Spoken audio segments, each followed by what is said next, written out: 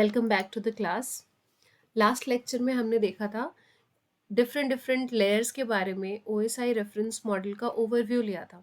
अगर आपने लास्ट वाला वीडियो नहीं देखा है तो पहले आप उसको देख लो ताकि आप ये ओवरव्यू समझ सको कि ये 7 लेयर्स क्या होते हैं।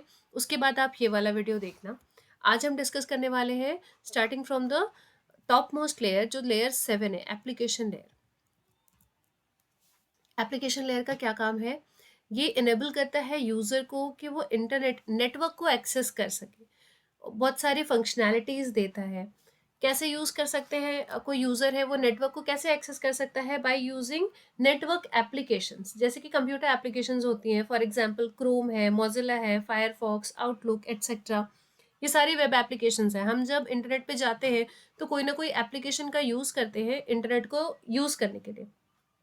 और ये सारी एप्लीकेशंस कहाँ पे होती है?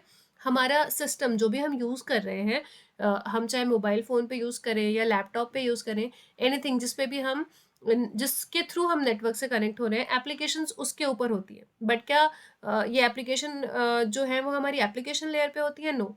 एप्लीकेशन लेयर क्या करता है? ये तो प्रोटोकॉल सूट है, ये सिर्फ प्रोटोकॉल्स प्रोवाइड करता है।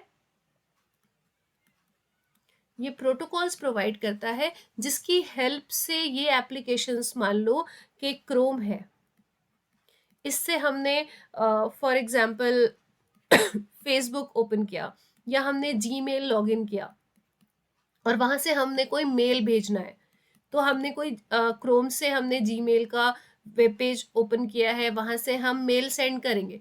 तो एप्लीकेशन लेयर क्या करेगा? यहाँ पे एक एप्लीकेशन लेयर का प्रोटोकॉल है SMTP। इसका क्या काम है? सिंपल मेल ट्रांसफर प्रोटोकॉल है। ये अपने SMTP प्रोटोकॉल को इस काम में लगाएगा ताकि ये जीमेल से मेल सेंड कर सके। ऐसे ही डिफरेंट एप्लीकेशन लेयर्स के पास क्या है? प्रोटोकॉल्स है। यहाँ पे देखो FTP है, ये भी एक प्रोटोकॉल है एप्लीकेशन लेयर का, जिसका काम क्या है? ये फाइल ट्रांसफर प्रोटोकॉल है। क्या करता है? ये फाइल ट्रांसफर करने के काम आता है। नेक्स्ट है HTTPS। अभी हमने बोला कि वेब सर्फिंग अगर हमें करनी है तो हम करते हैं नेटवर्क एप्लीकेशंस का यूज़ करके, तो उस टाइम पे कौन सा प्रोटोकॉल यूज़ होता है? HTTP या HTTPS वेब सर्फिंग के लिए यूज़ होता है। सिंपल मेल ट्रांसफर प्रोटोकॉल किस लिए यूज़ होता है? ईमेल को सेंड करने के टाइम पे होता है। टेलनेट यूज़ करते हैं हम फॉर वर्चुअल टर्मिनल्स। तो ये ओवरऑल एप्लीकेशन लेयर का क्या काम है? ऐसे प्रोटोकॉल्स को प्रोवाइड करना जो वेब एप्लीकेशंस को हेल्प कर सके इंटरनेट को एक्सेस करने में, डिफरेंट डिफरेंट काम करने में प्रोटोकॉल्स की हेल्प देता है एप्लीकेशन लेयर। नेक्स्ट आता है प्रेजेंटेशन लेयर। जब हम डेटा सेंड करते हैं तो सेंडर हमारा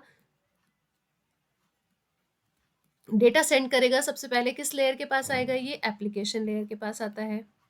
और एप्लीकेशन लेयर यूजिंग प्रोटोकॉल्स उस डेटा को सेंड कर देता है किस लेयर के पास? प्रेजेंटेशन लेयर के पास।